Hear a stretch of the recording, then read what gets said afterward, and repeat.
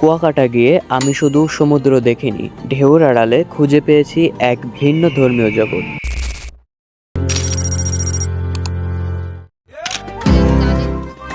রাখাইনদের উপাসনালয়, তাদের জীবনযাত্রা আর শত বছরের পুরনো তাঁত শিল্প, যা এখনো তারা নিজের হাতে তৈরি করে।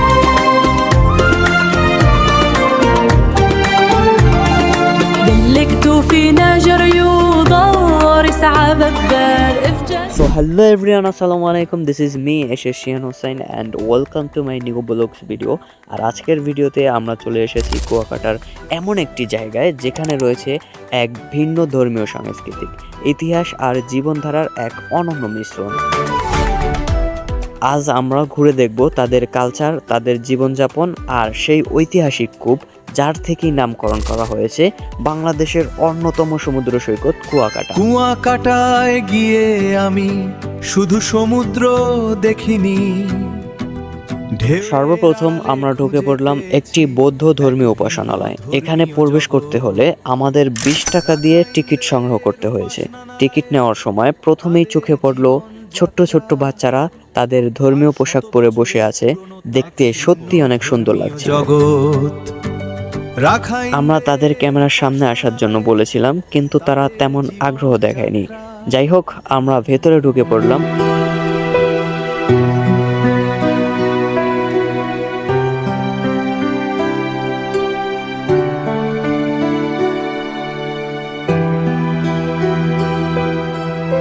প্রবেশ পথেই দেখলাম চারিদিকে সবুজ গাছগাছালি দিয়ে সাজানো এক সুন্দর বাগান।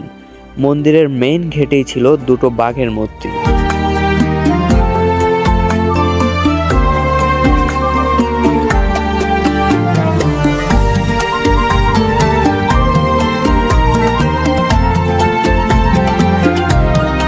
আর একটু ভেতরে যেতেই চোখে পড়ল এক বিশাল সোনালী রঙের মূর্তি। সত্যি বলতে এত বড় গোল্ডেন মূর্তি আমার জীবনের প্রথম দেখলাম, দেখে একদম অবাক হয়ে গেছি। চারপাশ ছিল তাদের ধর্মীয় ছবি, নীরব পরিবেশ, পুরো জায়গাটা ছিল এক অন্যরকম অনুভূতি।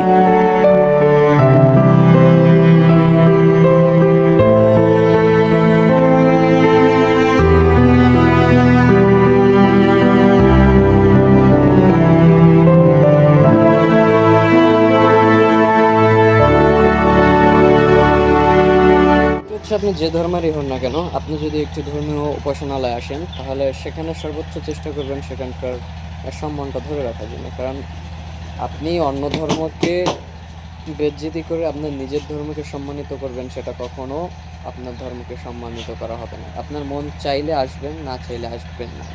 প্রত্যেকটি ধর্ম প্রত্যেক জাতির জন্য উন্মুক্ত করা। মন্দির থেকে বের হয়ে আমরা চলে গেলাম মন্দিরের পেছনে, যেখানেই রয়েছিল একটি মিষ্টি পানির কূপ। যদিও আমরা সে পানি ট্রাই করে দেখিনি, এবং সেই জায়গাটা ছিল বিভিন্ন প্রাকৃতিক গাছগাছলা দিয়ে সুন্দর করে সাজানো, এবং এখানে ছিল একটি বিদ্যালয় বা পাঠশালা, যেখানে তারা তাদের রাখাইন ভাষা শিক্ষা সহ তাদের ধর্মীয় সাংস্কৃতিক ভাষা এবং আদব কায়দা এখান থেকেই শিক্ষা গ্রহণ করেন।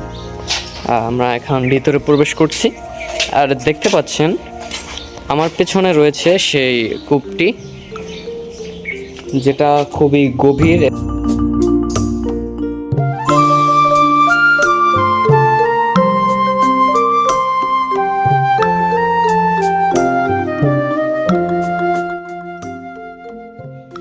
গাইস, আপনারা দেখতে পাচ্ছেন আমার পেছনে খুব সুন্দর ড্রাগন রয়েছে, মূর্তি ড্রাগনের। তার পাশাপাশি আমি যেটা সামনে রয়েছি রাখাইন ভাষা শিক্ষা কেন্দ্র, যেখানে রাখাইনদের ভাষা শেখানো হয়। এখানে ছিল তাদের একটি শিক্ষা ব্যবস্থা, একচালা বিশিষ্ট একটি পাঠশালা, যেখানে তারা তাদের ধর্মীয় শিক্ষা গ্রহণ করেন, তার পাশাপাশি রাখাইনদের ভাষা সহ তাদের কালচার এবং ঐতিহাসিক সাংস্কৃতিক শিক্ষা গ্রহণ করেন।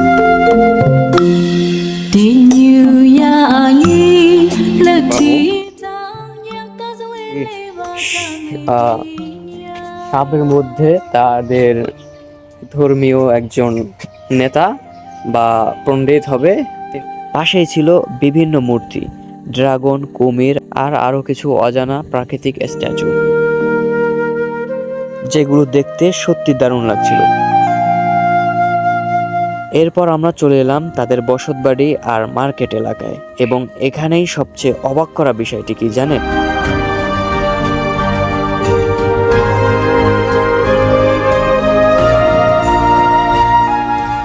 আমরা বৌদ্ধ মন্দির দেখে বৌদ্ধ ধর্মের সংস্কৃতির কিছু সম্পর্কে জেনে দেখে আমরা এখন ঢুকতেছি বৌদ্ধদের সেই মিস্ত্রিপাড়া রাখাইন তাৎপর্য। এখনো তারা নিজের হাতে তাঁত দিয়ে কাপড় তৈরি করে নিজের পোশাক নিজেরাই বানায়, আর সেই পোশাক বিক্রি করার জন্য এই মার্কেটে নিয়ে আসে।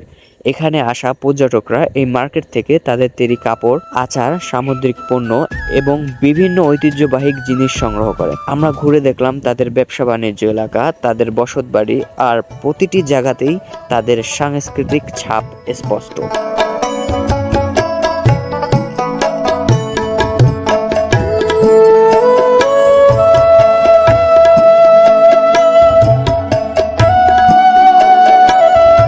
যদিও পিছনে আরো বড় মার্কেট ছিল, সময় সংকেত হওয়ার কারণে আমরা পিছনে যাই নাই। এরপর সন্ধ্যার দিকে আমরা চলে গেলাম সেই ঐতিহাসিক কূপের কাছে, যার থেকেই কুয়াকাটার নামের উপর। এখানেও ঢুকতে আমাদের টিকিট নিতে হয়েছে। নিচেই রয়েছিল সেই কূপ।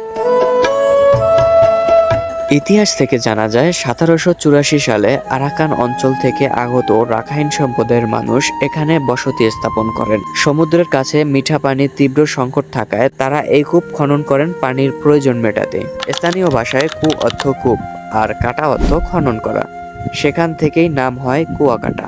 এরপর আমরা সিঁড়ি বেয়ে উপরে উঠে আরেকটি মন্দিরে গেলাম। সেখানে ছিল আরো একটি বড় সোনালী মূর্তি এবং বিভিন্ন প্রাণী ও মানুষের স্ট্যাচু।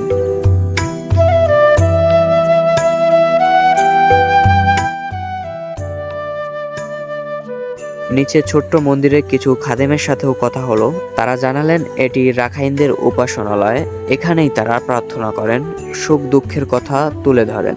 তবে তারা খুব বেশি তথ্য শেয়ার করতে আগ্রহী ছিল না, তাই আমরা তাদের সম্মান রেখে সেখানেই থেমে গেলাম, এবং তারা ক্যামেরার সামনে আসতে মোটেই ইচ্ছুক নয়। যাই হোক, সর্বশেষ একটা কথা বলতেই হয়, আমি একজন মুসলিম হিসাবে এখানে এসেছি শুধু এক্সপ্লোর করার জন্য, একটি ভিন্ন ধর্মীয় সংস্কৃতি দেখার জন্য। সব ধর্মের প্রতি সম্মান রেখেই বলছি, এই অভিজ্ঞতা ছিল ভিন্ন, নতুন এবং জানার মতো। আপনি যদি কুয়াকাটা কখনো ভিজিট করেন, যদি কখনো কুয়াকাটা আসেন, তাহলে অবশ্যই এই রাখাইনদের সাংস্কৃতিক স্থানটি ঘুরে যাবেন। এটাও আমাদের দেশের এক গুরুত্বপূর্ণ সংস্কৃতির অংশ, এবং এই রাখাইনদের মার্কেটটি একদমই মিস করবেন না, কারণ এখানেই রয়েছে তাদের ঐতিহাসিক স্থাপনার ছাপগুলো এবং সামুদ্রিক বিভিন্ন প্রোডাক্ট সহ এখানকার স্থানীয় আচার, যা অত্যন্ত সুস্বাদু। যদি আপনি মনে করেন এটা কেন আপনি ভিজিট করবেন, তাহলে আমি বলবো কারণ এটাও আমাদের বাংলাদেশ, এটা আমাদের দেশের ঐতিহ্যের অংশ। সো এই ছিল আজকের ভিডিও। খুব শীঘ্রই দেখা হবে নতুন কোনো ভিডিওতে, নতুন কোনো জায়গায়। সে পর্যন্ত সুস্থ থাকুন, ভালো থাকুন, আল্লাহ হাফিজ।